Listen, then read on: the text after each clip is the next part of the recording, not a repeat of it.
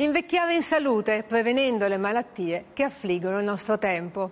Secondo gli ultimi studi sulla longevità è possibile, ripartendo però dalle nostre abitudini alimentari. Cristina Battistin. L'elisir di lunga vita, se esiste, passa certamente attraverso il cibo di cui ci nutriamo ogni giorno.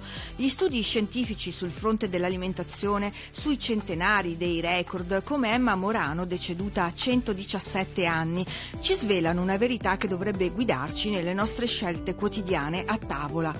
Il segreto è ritornare alle origini, mettendo nel piatto quel che avrebbero mangiato i nostri nonni. Noi seguiamo queste persone in Ecuador che hanno una particolare mutazione nel recettore dell'ormone di crescita e sono protetti da vari tipi di malattie, quindi un singolo gene può fare una differenza enorme sulle malattie.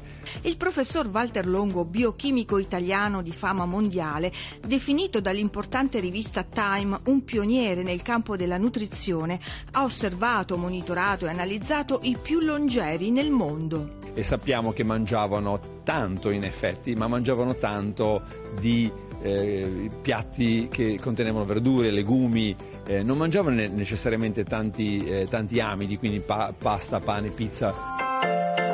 Un ritorno alle origini per prevenire una serie di malattie come per esempio il diabete, il cancro e le piaghe che affliggono molti paesi, sovrappeso e obesità. L'Italia è fra i più colpiti in Europa, con un impatto di 9 miliardi di euro annui per le spese sanitarie. Mangiare meno zuccheri, mangiare più grassi sani, quindi olio d'oliva, salmone, noci, eccetera. Questi insieme permettono alto livello di nutrizione, si riesce a mantenere una massa magra e adeguata, quindi muscolare adeguata, ma il grasso anche adeguato. I piatti della longevità escono dalla cucina dello chef, bilanciati e studiati, per fornirci i nutrienti principali per il nostro benessere. La pasta va benissimo. Quello che non va bene è diciamo, questa nuova invenzione moderna di pasta e basta. Abbiamo eliminato quello che una volta era pasta più ceci, pasta più fagioli, pasta più verdure. Quindi bisogna tornare a un po' meno pasta e tanto di quello che è sempre stata la nostra tradizione. Il pesce ci fornisce delle proteine, è ricco poi di grassi, ma di grassi buoni che vengono chiamati insaturi, e in particolare di acidi grassi omega 3 a catena lunga. Questi omega 3 ci permettono di essere più concentrati, aiutano i nostri neuroni e in particolare hanno un effetto antinfiammatorio. Le alici alla maruzzella. Le alici fanno parte del pesce azzurro, sono dei pesci molto piccoli e per questo motivo non tendono ad accumulare i metalli pesanti.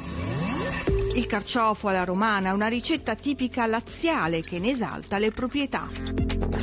La triglia è un pesce di scoglio molto saporito, ricco di omega 3 e minerali. La sua carne è molto delicata e per questo va maneggiato con cura. Per il carciofo la pulizia e la cottura ci vogliono più o meno 50 minuti. Per quanto riguarda le alici, in 20 minuti si è fatto tutto, si puliscono velocemente, si aromatizzano, si mettono al forno. Per quanto riguarda invece la pasta ci vuole un po' più di tempo, un paio d'ore tra la pulizia del pesce, gli scarti, filtrare il fumetto e poi andare a saltare la pasta.